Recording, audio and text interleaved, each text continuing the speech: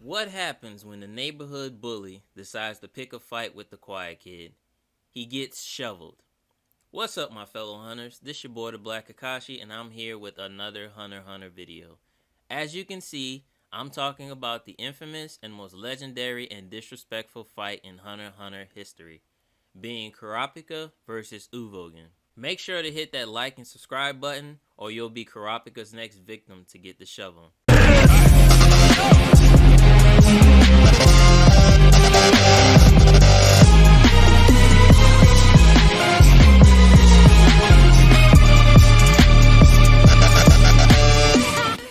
Now this fight was a perfect example of when trash talking goes wrong.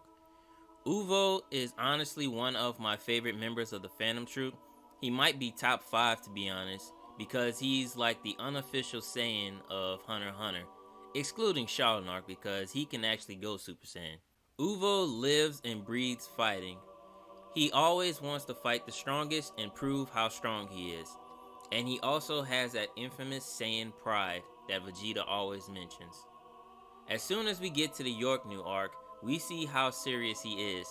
He pulled up on the Mafia and single-handedly wiped out every single one of them, catching bullets with his teeth, taking rockets to the face, sniping people with rocks, tossing dudes like a tossed salad. He practically seemed unstoppable, while Kurapika and the other spiders were watching from a distance. And then the infamous Shadow Beast arrived. Or should I say, the Mid Beast, because these dudes stink just like their name applies. The first red flag for them should have been when Uvo decided to fight them alone. But, they were feeling themselves. I mean, they are the 10 Don's personal bodyguards, so they must be strong, right? Right? Nope. These bums got washed in less than 5 episodes. One dude tried burying Uvo, but Uvo stuck his fist in the ground and said, "Kill that noise." Then another tried wrapping himself around him and got half his head bit off.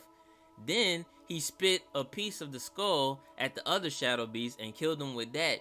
And then he finishes the last dude by screaming louder than Super Saiyan 3 Goku.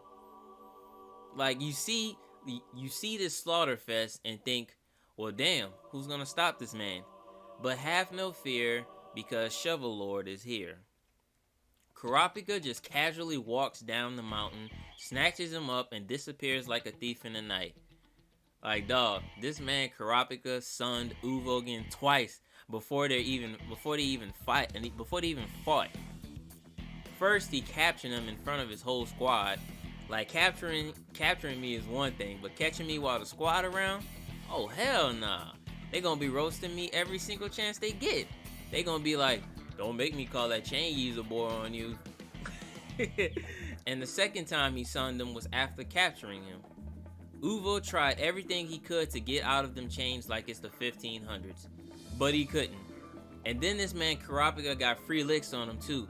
Like, damn bruh, you can't just capture me, now you gotta beat my ass too?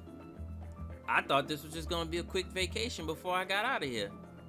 And then later on, after Kurapika leaves the hideout, Uvo breaks out, no surprise, and the first thing he does is get drunk and try to find Kurapika. The bad thing about it is that Kurapika was waiting on him the whole time and pulled a Goku and Vegeta and said, "Let's fight somewhere that's empty." They end up in the mountains where they commence their epic duel. Now the first red flag for Uvo is that the whole time they were going to the desert, he didn't think to himself, what the hell he got that shovel for? I know he ain't about to go drop some plants on the way there, so what's up? Like, people always talk about how confident Kurapika was that he brought a shovel to a fight, but nobody wants to mention how confident Uvo was to notice the shovel and not worry about it. Because that couldn't have been me. I would have turned my back and said, "You got this one, bro. Have a nice day." And once the fight starts, it seems like it might be a slugfest, but Kurapika just tells him, "Okay, let me start fighting now." And practically toys with Uvogin the whole time and says, "Is that it? I was expecting better." But Uvo was the perfect target, but it is revealed that Uvo was the perfect target for him to test out his abilities, which goes to show you how confident he was. because Hisoka told Kurapika two of the spider's abilities, being Uvogin and Shizuku. That goes to show you how much more of a challenge it would have been for Kurapika to fight her compared to Uvo. But he would have won the fight regardless of the opponent, because his abilities were made primarily for the Phantom Troop and the Phantom Troop alone.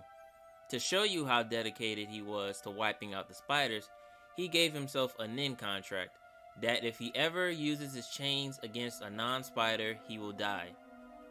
That contract still has me nervous, because you never know what Togashi has planned with his foreshadowing. After getting clapped up by Kurapika, Uvo goes out on his own terms and stays loyal to his family. One of the realest deaths in the show. Kurapika versus Uvogin was not only one of the best fights in the show, but also one of the most important fights in the show, because it not only showcased us what you can do with nin and how powerful you can make it, but it also gave us one of the greatest anime scenes of all time. Top 5 at least. And that is the Requiem to Uvogin, which is still talked about today and is still one of the most popular moments in Hunter x Hunter history. It's easily top 5, like I said. But if it wasn't for this fight, we never would have gotten this spectacular moment with the Phantom Troop. And I will always be thankful for Kurapika and Uvo for that moment. The Requiem is so popular and one of the greatest anime scenes ever that it is going to be referenced in an upcoming anime that is highly anticipated and you will highly love. I'm not going to go into spoilers, but if you know, you know. Uvo versus Kurapika was definitely a cinematography masterpiece. While bruh, man, Madhouse, man, the way they animated Hunter x Hunter can never be topped, bruh, because every single important moment in Hunter x Hunter was beautifully animated. Like, the cinematography was on point. Especially, one of my favorite shots in the Uvogin versus Kurapika fight was when Kurapika killed him. And it's all black and white, and all you see is the red moon and the red blood splatter on Uvogin and on Kurapika as well. It's honestly beautiful, man. It's cinematography masterpiece. It's cinematography, bro. And all you see is just Kurapika's red eyes. Like, bro, Uvogin was the top dog of the group. He had every right to believe that he was the man and that nobody could touch him, because he's proven it. He's backed it up. Him and Nobunaga are like the muscle of the group, and nobody can see them with the hands. Well, maybe not. I don't know about Nobunaga because we haven't seen him fight yet, but Uvogin has proved that he's the man. No, he don't need help. He's that guy, and nobody can touch him. So he's proven it, and I love him for it.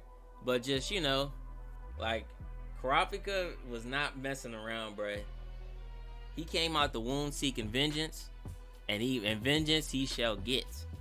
He already got 2 of the spiders, so 2 down, 8 to go.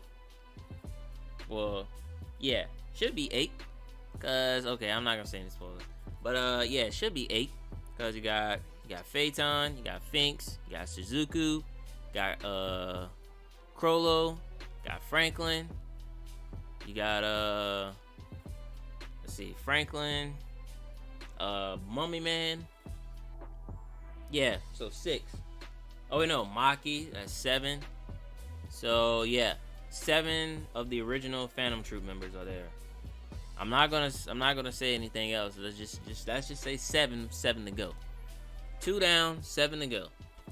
Kurapika's a dog, man. Kurapika will not let anything stop his vengeance, and I really love that about him, because he doesn't want to be, you know, go down a dark path or nothing. But if it means getting the clans of his people back, he's willing to do it. Like, I don't know, maybe it's just me, but when I see Kurapika, I see that he doesn't want to go down the dark path. He wants to get his clan's eyes back and take care of the spiders, but he doesn't want to go down a road of darkness. Gon and Killua said it themselves. They want to save Kurapika's sanity. They want to save his soul. They don't want him to go down the dark path. Killua knows it best. Killua was an assassin, so he should totally relate with Kurapika. That's why he wants to save Kurapika as well, because he's already had that in life. How did you feel when you witnessed Kurapika versus Uvogin? Did you feel happy that Kurapika got his vengeance? Or did you feel remorse because you don't want to see Kurapika depressed and sad all the time? Let me know in the comments. Thank you for watching the video. Leave a like, comment, share, and subscribe. Thank you, and I'll see you in the next hiatus.